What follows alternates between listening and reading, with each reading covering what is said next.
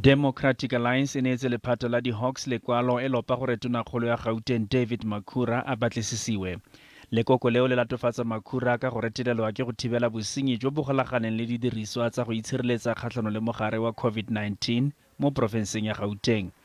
DA e tswelela ka gore motlhankedimogolo wa pele wa matlotlo mo lefapheng la boitekanelo Kabelo Lehlwenya o kaile fa Makhura a amega mo go rebolweng ga dithendara tsa diranta di le dimilione. Lekoko leo le ikuela go di-Hawks go tsaya dikgato tse di maleba. I'm requesting them that they investigate what has been happening here in Gauteng since the beginning of the COVID pandemic.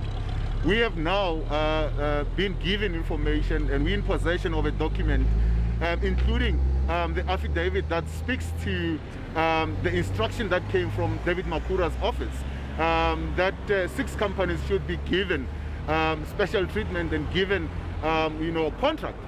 Gauteng e ntse e aparetswe ke dipuopuo tsa ditatofatso tsa bosenyi jo bo golagangwa le didiriswa tsa go itshireletsa kgatlhanong le mogare wa corona. Tsa sešweng ke gore go dirisitswe diranta di le dimilione di le 430 go phepafatsa dikolo mo porofenseng eno. Makhura has always portrayed himself as somebody who's beyond reproach, has always portrayed himself as somebody who deals with corruption head on. But why, if a report came last year already implicating him and his office, didn't he not do anything or say anything when he was suspending Bandile Masuku or even firing Bandile Masuku? So we are saying the same vigor that was used should be the same vigor that is used in him. So we don't have any confidence in him. We're talking close on 3 billion rand that has disappeared in a matter of months here in Gauteng.